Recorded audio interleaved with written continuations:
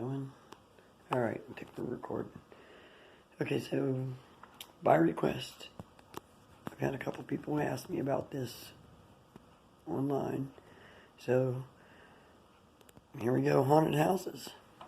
The earliest I can remember, we lived on Warwick Avenue, W-E-I-R-I-C-H, Warwick Avenue, in Washington, PA.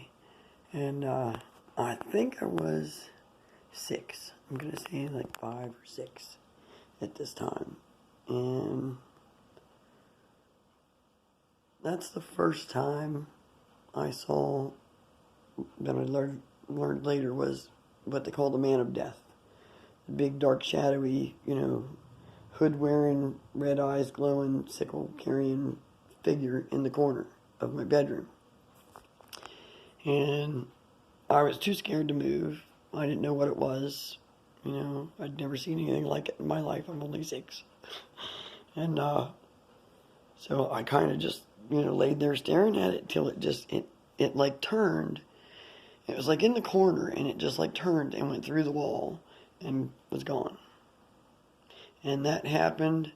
Well, I asked my sister about it the next day, if she'd seen anything, and she said no, thought maybe I was dreaming. Okay, I still didn't know what the figure was, so we were, trying to figure out what that was.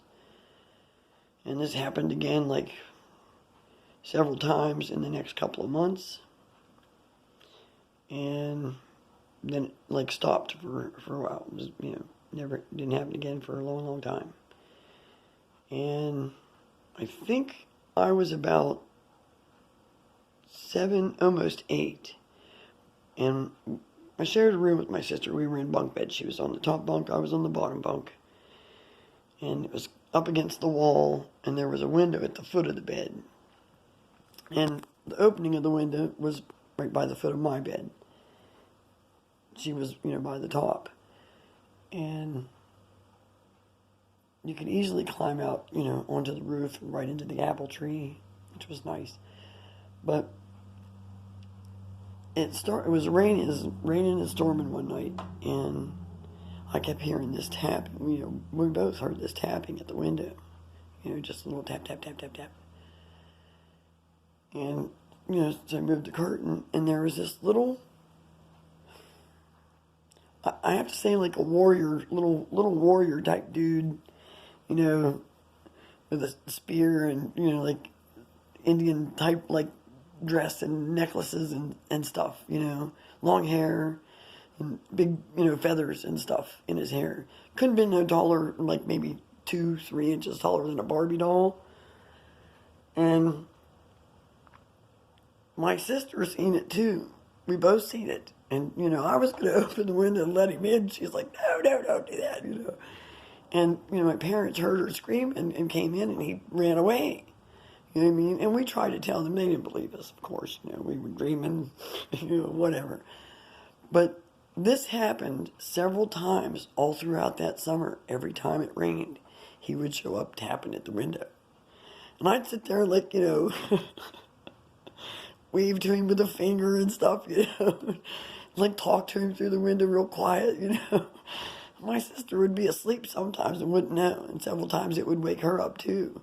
But I think she denies it to this day, but it happened.